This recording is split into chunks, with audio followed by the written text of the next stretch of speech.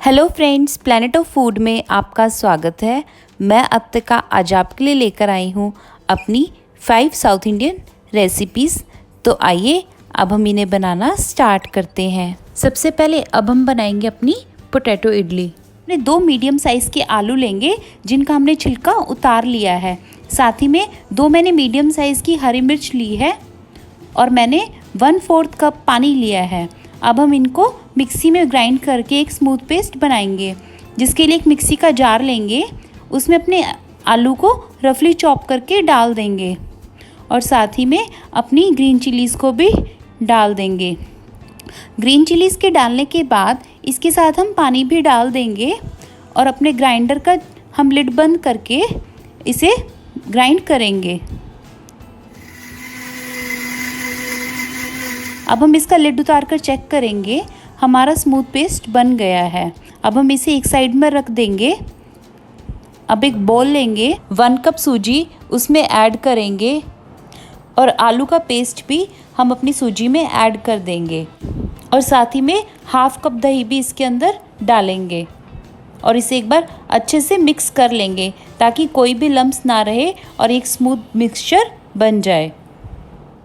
अब मिक्स करने के बाद हम 20 से 25 मिनट के लिए इसे कवर करके रख देंगे ताकि हमारी सूजी फूलकर सेट हो जाए।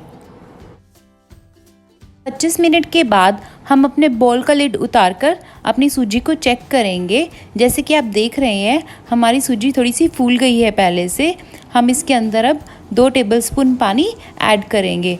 पानी को ऐड करने के बाद हमारी कंसिस्टेंसी बिल्कुल एकदम वैसी हो गई है जैसे हमें चाहिए। और अब हम इसके अंदर 1 टीस्पून नमक डालेंगे और इसे भी अच्छे से मिक्स कर लेंगे। इसे मिक्स करने के बाद हम अपना बॉल एक साइड में रखेंगे और इडली मोल्ड्स को ग्रीस करेंगे। हम यहाँ एक ब्रश लेंगे, उसमें हमने ऑयल लगाकर अपने सारे मोल्ड्स पर लगा लेंगे ताकि हमारा जो इडली का बैटर है वो हमारे मोल्ड्स पर चिपकेगा नहीं। और इस तरीके से हम अपने सारे मोल्ड्स पे ऑयल लगा लिया है। इसे हम साइड रखेंगे और अपने इडली के बैटर में अब हम 1 टीस्पून इनो को डालेंगे। यह हमारा सबसे लास्ट स्टेप होता है ताकि जो इनो की इफ़ेक्टिवनेस है वो ख़त्म ना हो। अगर हम बहुत जल्दी डाल देंगे तो इनो का इफ़ेक्ट ख़त्म हो जाएगा और हमारी इडली सॉफ्ट नहीं बनेगी। अब हमारा बैटर बन गया है। अब हम इसे मोल्ड्स में ट्रांसफ़र करेंगे और इसी तरीके से हम 1-1 सर्विस स्पून अपने सभी मोल्ड्स में डाल देंगे। बैटर के डालने के बाद हम अपने मोल्ड्स को टैप कर लेंगे ताकि जो भी हमारी इडली का बैटर है वो थोड़ा इवन हो जाए और हमारी इडली की शेप परफेक्ट आए। अब हम अपने बोल में थोड़ा सा पानी डालेंगे और अपने मोल्ड्स को इसके अंदर रख देंगे।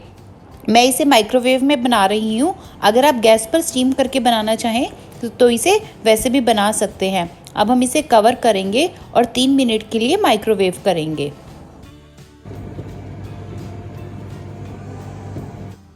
अब हम इसका लिड उतारकर अपनी इडली को चेक करेंगे। हम इडली के सेंटर में नाइफ़ डालकर चेक करेंगे। जैसे कि आप देख रहे हैं, हमारा नाइफ़ बिल्कुल क्लियर है। इसका मतलब हमारी इडली अच्छे से कुक हो गई है। अब हम इसे मोल्ड्स में से निकाल लेंगे। हम एक प्लेट लेंगे और मोल्ड्स में हम इसकी इडली के कॉर्नर में अपना नाइफ़ डालते हुए इसे मोल्ड्स में से निकाल लेंगे और इसी तरीके से हमने अपनी सारी इडली को निकाल लिया है। अब हम बचे हुए इडली बैटर को भी मोल्ड में डाल देंगे। डालने के बाद फिर से टैप करेंगे और इसे अब हम कवर करके 3 मिनट के लिए माइक्रोवेव करेंगे। अब 3 मिनट के बाद हम अपनी इन इडलीज़ को भी मोल्ड से बाहर निकाल लेंगे। जैसे कि आप देख रहे हैं, हमारी इडली कितनी फ्लफ़ी और सॉफ्ट बनी है। ये बहुत ही अच्छी बनी है। अब हम इसका तड़का लगाएंगे। अब हम एक पैन लेंगे, उसमें 2 टेबलस्पून हम अपना घी डालेंगे। घी को गर्म होने देंगे। गर्म होने के बाद इसमें 1 टीस्पून राई डालेंगे और साथ ही में अब हम 2 हरी मिर्च को बीच में से काटकर भी इसके अंदर डाल देंगे और साथ ही में 15 से 20 कड़ी पत्ता भी, जिन्हें मैंने अच्छे से वॉश कर लिया है, उन्हें भी अपने तड़के में डाल देंगे और इन्हें एक बार अच्छे से मिक्स कर लेंगे।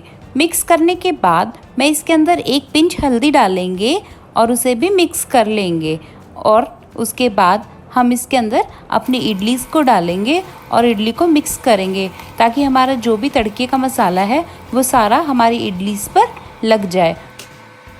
अब मैं इसमें हाफ़ टी स्पून अपना सांभर मसाला डालूंगी और इसे अच्छे से मिक्स करूंगी। सांभर का फ्लेवर बहुत ही अच्छा आता है इन इडलीस के अंदर। और अब मैं मिक्स करने के बाद सिम गैस पर ही अपनी इडलीस को 2 मिनट के लिए कुक करूंगी।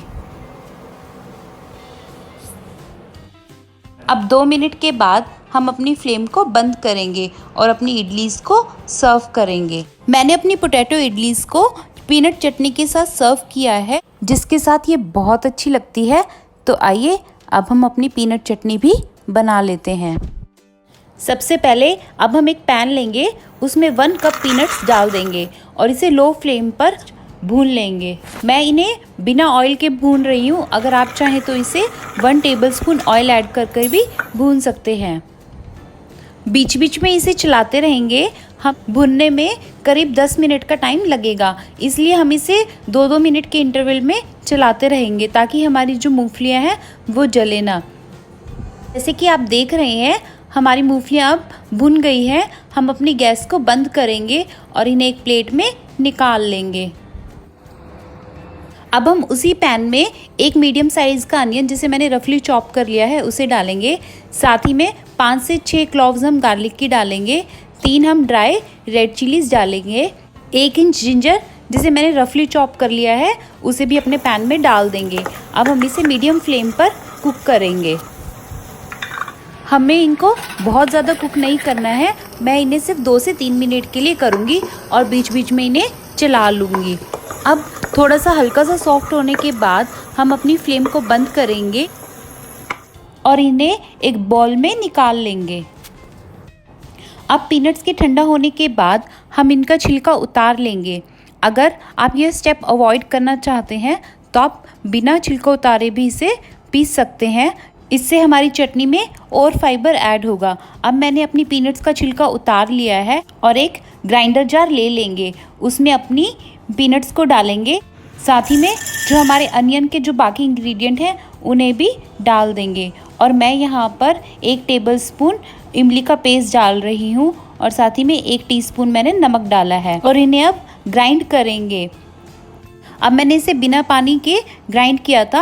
अब मैं इसके अंदर थोड़ा थोड़ा पानी करके डालती रहूँगी और इसे ग्राइंड कर लूँगी, जिसे ग्राइंड करने में मुझे लगभग 7 से 8 टेबलस्पून यूज़ होगा। अब मैंने इसका स्मूथ पेस्ट बना लिया है। पानी आप अपने अकॉर्डिंग थोड़ा कम ज़्यादा कर सकते हैं, जितनी आपको कंसिस्टेंसी अपनी चटनी की चाहिए। और आप देख रहे हैं ये बहुत ही स्मूथ पेस्ट बनकर तैयार हो गया है। अब हम इसे एक बाउल में निकाल लेंगे और अपनी चटनी का तड़का बनाएंगे। अब एक पैन लेंगे, उसमें 2 टेबलस्पून देसी घी डालेंगे और घी को हाई फ्लेम पर गर्म होने देंगे। ये साउथ इंडियन चटनी एक ऐसी चटनी है जिसमें कोकोनट यूज़ नहीं होता है। कोकोनट ना यूज़ होने की वजह से ये काफ़ी लंबे टाइम तक चल जाती है और आप इसे टिफ़िन में भी लेके जा सकते हैं, ये ख़राब नहीं होगी। अब घी गर्म हो गया है। हम इसके अंदर 1 टीस्पून अपना सरसों के दाने डालेंगे और अपनी फ्लेम को मीडियम करेंगे और साथ ही में हाफ़ टीस्पून जीरा डालेंगे। 1/4 टीस्पून हम हींग डालेंगे और अपने जीरा और सरसों के दानों को क्रैकल होने देंगे। 1 टीस्पून अब मैं उड़द दाल डालूंगी और अपनी लो फ्लेम पर अपनी दाल को क्रंची होने देंगे। दाल की जो क्रंचीनेस है वो चटनी के अंदर बहुत ज़्यादा अच्छी लगती है, तो हमें इसे अच्छे से गोल्डन ब्राउन होने तक पकाना है। 15 से 20 मैंने कड़ी पत्ता लिया है, उसे भी डालेंगे। मैंने अपने कड़ी पत्ता को बहुत अच्छे से वॉश कर लिया है, आप भी इन्हें अच्छे से वॉश करना ना भूलें। और साथ ही में 2 ड्राई रेड चिली को डालूंगी और इन्हें अच्छे से एक बार मिक्स कर लूँगी और इन्हें ऐसे ही लो फ्लेम पर 1 मिनट के लिए कुक कर लूँगी। अब मेरी दाल हल्की सी गोल्डन ब्राउन हो गई है। इस पॉइंट पर मैं अपनी गैस को बंद करूँगी और हमारा तड़का तैयार है। अब हम इसे चटनी के ऊपर डालेंगे। हमारी ये आंध्रा स्टाइल पीनट चटनी बनकर तैयार है, जिसे आप इडली के साथ साथ परांठे या चपाती के साथ भी खा सकते हैं। अब हम बनाएंगे रवा अप्पम, जिसे बनाना बहुत आसान है। सबसे पहले 1/2 कप हम सूजी लेंगे और इसमें 1/2 कप हम दही डाल देंगे और इन्हें अच्छे से मिक्स करेंगे। मिक्स करने के बाद अब हम अपनी सूजी को ढक के 15 मिनट के लिए रख देंगे ताकि हमारी सूजी फूलकर सेट हो जाए। अब 15 मिनट के बाद हम अपनी सूजी को चेक करेंगे।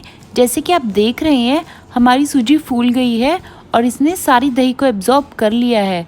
अब मैं इसमें 1/4 कप पानी डालूंगी और इन्हें अच्छे से मिक्स करूंगी। इसे हमें इतना मिक्स करना है कि सूजी में कोई भी लम्स ना रहे। 1/4 कप बारीक कटी हुई शिमला मिर्च, 1/4 कप बारीक कटा हुआ टमाटर, 1/4 कप बारीक कटा हुआ प्याज और साथ ही में 1/4 कप मैं यहाँ पर हरे मटर लूँगी। मैंने यहाँ पर फ्रोज़न हरे मटर लिए हैं। अगर आप फ्रेश मटर ले रहे हैं तो उन्हें थोड़ा सा उबाल कर डालें।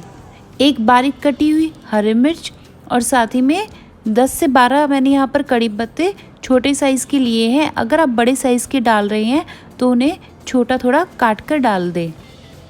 अब मैं इन्हें एक बार अच्छे से मिक्स करूँगी। अब मैंने 1 टीस्पून घी में ½ टीस्पून राई डालकर उसे अच्छे से गर्म करके उसका तड़का बना लिया है। उसे भी मैं अपने अप्पे मिक्सचर में डालूँगी और 1/4 टीस्पून मैं हींग डालूँगी, ½ टीस्पून नमक और अब मैं इन्हें एक बार अच्छे से मिक्स कर दूँगी। अब अपने बैटर में इनो डालने से पहले मैं अपने अप्पे पैन को लो फ्लेम पर गर्म होने के लिए रख दूँगी और अपने बैटर में 1 टीस्पून इनो डालूँगी और इसे एक बार अच्छे से मिक्स कर लूँगी। रवा अप्पम का बैटर बनकर तैयार है। अब हम इससे अपने रवा अप्पम बनाएंगे। अब हमारा अप्पम पैन गरम हो गया है। हम इसके सभी मोल्ड्स में अपना थोड़ा थोड़ा देसी घी डाल देंगे। देसी घी डालने के बाद मैं अपना थोड़ा थोड़ा कड़ी पत्ता सभी मोल्ड्स में डालूंगी। मैंने कड़ी पत्ता को थोड़ा छोटा छोटा काट लिया है। अब मैं स्पून से सभी मोल्ड्स में अपना बैटर डालूंगी। मुझे इतना बैटर डालना है कि हमारे मोल्ड्स भर जाएं। सारे मोल्ड्स भरने के बाद मैं अपना देसी घी सारे अप्पम पर थोड़ा थोड़ा डालूंगी और इसे कवर करके 1 मिनट के लिए कुक करूंगी और अपनी फ्लेम को कम रखेंगे।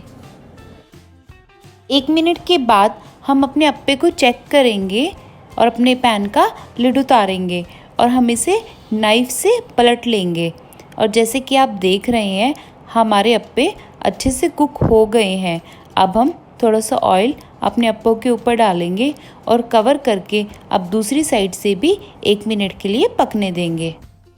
अब 1 मिनट के बाद हम फिर से लिड उतार कर चेक करेंगे और अपने नाइफ से अपने सारे अप्पों को पलट कर देखेंगे। जैसे कि आप देख रहे हैं हमारे सारे अप्पे पक गए हैं। अगर आपको लगे कि आपके अप्पे अभी नहीं पके हैं तो उन्हें 1 मिनट के लिए और पका लें। अब हम अपने इन रवा अप्पम को प्लेट में निकाल लेंगे। अब हम फिर से अपने सभी मोल्ड्स में अपना घी डाल लेंगे और साथ ही में अपना कटा हुआ कड़ी पत्ता भी डाल देंगे और अपना बचा हुआ बैटर अपने सभी अप्पम मोल्ड्स में डाल देंगे और इन्हें फिर से थोड़ा सा घी डालेंगे सबके ऊपर और कवर करके 1 मिनट के लिए कुक होने देंगे। अब 1 मिनट के बाद हम अपने अप्पों को चेक करेंगे और इन्हें पलट लेंगे और दूसरी साइड पर भी अब थोड़ा घी डालकर इन्हें कुक होने देंगे। अब फिर से अपने अप्पों को पलट कर हम चेक करेंगे। जैसे कि आप देख रहे हैं हमारे अप्पे दूसरी साइड से भी कुक हो गए हैं और इनका कलर बहुत ही ज़्यादा अच्छा आया है। अब हम इन्हें एक प्लेट में पलट लेंगे। आप इन्हें टोमेटो केचप, धनिया चटनी या जो भी आपकी पसंद की चटनी है उसके साथ सर्व कर सकते हैं। ये बहुत ज़्यादा अच्छे लगते हैं, बहुत ही जल्दी बनकर तैयार हो जाते हैं। आप इन्हें चाय के साथ या ब्रेकफास्ट में सर्व कर सकते हैं। आपको ये बहुत अच्छे लगेंगे। अब हम बनाएंगे अपने कर्ड राइस। सबसे पहले अब हम एक छलनी लेंगे, उसमें 1 कप चावलों को डालेंगे और चावलों में अब हम पानी डाल देंगे और इसे आधे घंटे के लिए भिगो देंगे। अब आधे घंटे के बाद हम छलनी में से पानी निकाल लेंगे और अपने चावलों को अच्छे से वॉश कर लेंगे। चावलों को वॉश करने के बाद अब मैं इन्हें प्रेशर कुकर में डालूंगी और प्रेशर कुकर में डालने के बाद मैं इसमें 2.5 कप पानी डालूँगी। हम कर्ड राइस में 2.5 कप पानी इसलिए डालते हैं क्योंकि हमें इन्हें बहुत ज़्यादा सॉफ्ट बनाना होता है। अब मैं कुकर को बंद करूँगी। 1 विसल आने तक मैं इसे फुल फ्लेम पर पकाऊँगी। उसके बाद 5 मिनट के लिए मैं लो फ्लेम पर इन्हें कुक करूँगी। जब तक हमारे राइस कुक हो रहे हैं हम अपना तड़का बना लेंगे। इसके लिए मैंने 2 टेबलस्पून घी लिया है जिसे मैं गर्म होने दूँगी। घी के गर्म होने के बाद मैं इसमें 1 टीस्पून सरसों के दाने डालूँगी और साथ ही में 1 टीस्पून जीरा डालूँगी। इन्हें तिड़कने दूँगी और इसके बाद 1/4 टीस्पून हींग डालेंगे। 2 टीस्पून चना दाल डालेंगे। आप यहाँ पर चाहें तो उड़द दाल भी डाल सकते हैं और इन्हें एक बार चला लेंगे और इसे हल्का ब्राउन होने तक हमें कुक करना है। दाल की क्रंचीनेस चावलों में बहुत ही ज़्यादा अच्छी लगती है। 2 सूखी लाल मिर्च यहाँ पर तोड़कर डाल देंगे। साथ साथ इसे चलाते रहेंगे। दाल को भूनते हुए हम अपनी फ्लेम को कम ही रखेंगे। दाल की गोल्डन ब्राउन होने के बाद अब मैं इसमें 15 से 20 कड़ी पत्ता डाल दूँगी और इन्हें भी चला दूँगी और इन्हें क्रिस्प होने दूँगी। कर्ड राइस डाइजेशन के लिए भी बहुत ही ज़्यादा अच्छे हैं। गर्मियों में हीट से बचने के लिए भी ये बहुत ही अच्छे चावल हमारे लिए रहते हैं। हमारा तड़का बनकर तैयार है। अब हम अपनी फ्लेम को बंद करेंगे। हम अपने प्रेशर कुकर को खोलकर अपने चावलों को चेक करेंगे। जैसे कि हम देख रहे हैं हमारे चावल पक गए हैं। हमें बहुत खिले खिले चावल नहीं चाहिए अपने कर्ड राइस के लिए। इसके लिए हमें मुशी चावल चाहिए। इसलिए ही हमने अपने चावलों में 2.5 कप पानी डाला था। अब हम इसे एक बाउल में निकाल लेंगे। हमें एकदम गर्म चावलों में दही नहीं डालनी है। इसे हम थोड़ा सा रूम टेम्परेचर पर आने देंगे। अब ये 20 मिनट के बाद रूम टेम्परेचर पर आ गए हैं। मैं इसमें 2 कप दही डालूंगी। दही को भी हम रूम टेम्परेचर पर ही कर लेंगे, उसके बाद ही डालेंगे। हमें एकदम फ्रिज से बाहर निकाल कर इसमें दही नहीं डालनी है। अब हम इसमें 1/2 टीस्पून नमक डालेंगे। नमक आप अपने टेस्ट के अकॉर्डिंग थोड़ा कम ज़्यादा डाल सकते हैं। अब मैं इन्हें अच्छे से मिक्स करूँगी और मिक्स करते हुए हम थोड़ा सा अपने चावलों को साथ साथ मैश भी कर लेंगे। अब मैं एक बारीक कटी हुई हरी मिर्च डालूंगी। आप हरी मिर्च को बीच में से भी काट कर डाल सकते हैं। 1 टीस्पून मैं बारीक कटी हुई अदरक डालूंगी।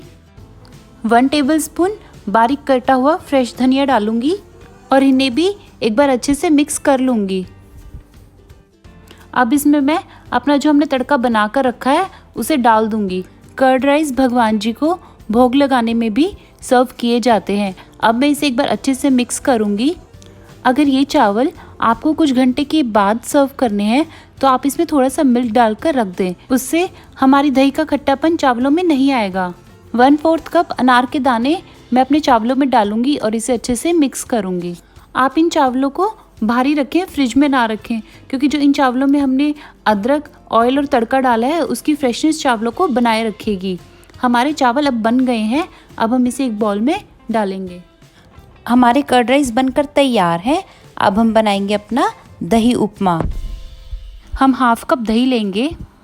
दही के डालने के बाद मैं इसमें 2.5 कप पानी डालूंगी। साथ में एक बारीक कटी हुई हरी मिर्च डालूंगी और इसे एक बार अच्छे से मिक्स कर लूँगी ताकि दही पानी के साथ अच्छे से मिक्स हो जाए। और इसे अब मिक्स करने के बाद मैं एक साइड पर रख दूँगी। अब एक कढ़ाई लेंगे, उसमें 2 टेबलस्पून देसी घी डाल देंगे। आप यहाँ चाहे तो आप रिफाइंड ऑयल भी डाल सकते हैं। अब घी को गर्म होने देंगे। घी के गर्म होने के बाद मैं इसमें 1 टीस्पून राई के दाने डालूंगी। आप चाहे तो सरसों के दाने डाल सकते हैं। साथ ही में 15 से 20 कड़ी पत्ते डालूंगी। कड़ी पत्ता डालते हुए ध्यान रखें ये एकदम से बहुत ज़्यादा चटकते हैं, इसलिए अपनी फ्लेम को कम ही रखें। अब 1 टेबलस्पून मैं चना दाल डालूंगी और इसे भी गोल्डन ब्राउन होने तक भून लूँगी। अगर आप यहाँ पर उड़द दाल डाल रहे हैं तो वो चना दाल के कंपैरिजन में जल्दी भुन जाती है। उपमा बहुत ही ज़्यादा हेल्दी रेसिपी है। अब दाल हमारी गोल्डन ब्राउन हो गई है। अब मैं इसमें 2 मीडियम साइज़ के अनियंस को बारीक काट कर डाल दूँगी और इन्हें भी अच्छे से चलाते हुए भून लूँगी। हमें अपने प्याज को तब तक भुनना है जब तक ये ट्रांसलूसेंट सा हो जाए। अब 3 मिनट के बाद हमारे अनियंस भुन गए हैं। मैं इसमें 1 कप सूजी डालूँगी।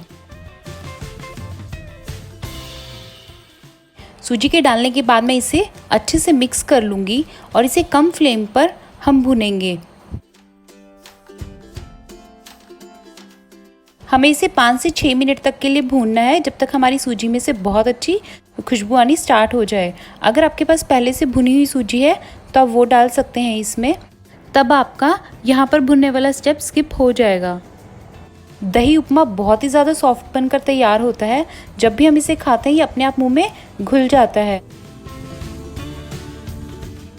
अगर आपकी कढ़ाई हैवी बॉटम नहीं है तो आप सूजी को लगातार भूनिए, नहीं तो हमारी सूजी नीचे लग सकती है। हमें सूजी को भूनते वक्त बहुत ज़्यादा ध्यान रखना है इसका। अब 6 मिनट के बाद हमारी सूजी भुन गई है। मैं इसमें 1 टीस्पून नमक डालूंगी और इसे भी सूजी में मिक्स करूंगी।